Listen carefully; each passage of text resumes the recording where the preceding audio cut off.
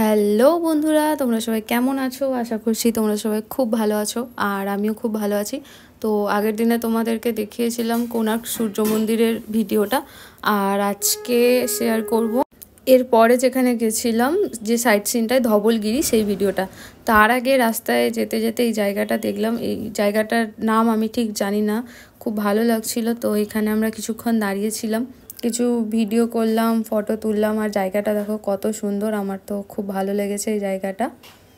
আর জানি ভিডিও দিতে একটু দেরি হচ্ছে, ভাবছিলাম রোজই ভিডিও আপলোড করব, কিন্তু সেরকমভাবে ভিডিও আপলোড করতে পারছি না। আর যাই হোক, কালকে আমি তোমাদের সাথে একটা গুড নিউজ শেয়ার করব, সেই ভিডিওটাও তোমাদের সাথে শেয়ার করব করে সত্যি আর করা হচ্ছে না।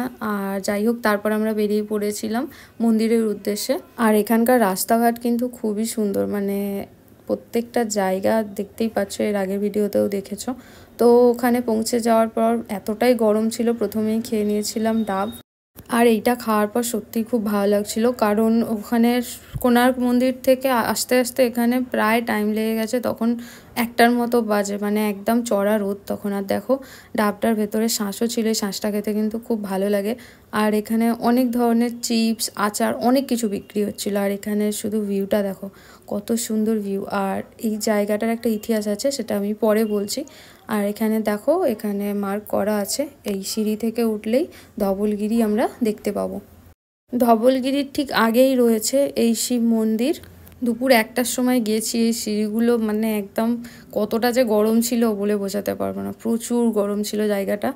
আর এই দেখো, শিব মন্দির দেখা যাচ্ছে। শিব মন্দির দেখতে দেখতে এখানে দর্শন পেয়ে গেলাম বজরংবলী। শিব মন্দিরের ঠিক নিচেই রয়েছে এই বজরংবলীর মন্দিরটা। আর বজরংবলীকে প্রণাম করে এর পাশেই জুতো রাখার জায়গা আছে, এখানে জুতো রাখতে হয়। আর এখানে জুতো রেখে চলে গেছিলাম ওপরে। প্রথমে শিব মন্দিরের দর্শন করলাম। এই মন্দিরের ঠিক পাশেই যে দোকানটা দেখতে পাচ্ছ, এই দোকানে হাত ধুয়ে তারপরে তোমাকে ভোলেনাথের মন্দিরে প্রবেশ করতে দেবে। আর দেখো মন্দিরটা কত বড় আর কত সুন্দর। আর এর আগে এই ভিডিওটা আমি মানে রিলসে পোস্ট করে দিয়েছিলাম, অনেকেই হয়তো দেখে থাকবে। এই মহাদেবের মন্দিরের পাশেই আরও দুটো মন্দির রয়েছে। মহাদেবের মন্দির থেকে বেরিয়ে চলে গেছিলাম ধবলগিরি দেখতে। আর ঠিক পাশেই ডান দিকে একটা রাস্তা চলে যাচ্ছে, এই রাস্তা থেকে সোজা গেলেই তোমরা ধবলগিরি দেখতে পাবে। এই শান্তিস্তূপ তৈরি করা হয়েছিল 1972 সালে। মন্দিরের ভেতরে প্রবেশ করার জন্য কিন্তু কোনো দরজা নেই, এখানে শুধু 4টে চারদিকে বৌদ্ধ মূর্তি আছে। এই মন্দির থেকেই দেখা যায় ঠিক দূরে দয়া নদী। এই নদীর ধারেই কিন্তু সম্রাট অশোকের সাথে কলিঙ্গের রাজা উৎকলের যুদ্ধ হয়েছিল, যেটা আমরা কলিঙ্গ যুদ্ধ নামে জানি। এই যুদ্ধেই প্রায় সম্রাট অশোক 1.5 লক্ষ মানুষকে হত্যা করেছিল। আর সেই কারণেই দয়া নদী পুরো রক্তে লাল হয়ে গেছিল, যেটা আমরা ইতিহাসের পাতায় পড়েছি। ধবলগিরি থেকে বেরিয়ে খেয়েছিলাম একটু নিম্বু পানি আর কুলফি। ধবলগিরির ভিডিও আমি এখানেই শেষ করছি। যারা এর আগের পুরীর ব্লগের এখনও 2টো ভিডিও দেখোনি, তারা অবশ্যই এই ভিডিওটা দেখে নিও, আমার চ্যানেলে দেয়া আছে।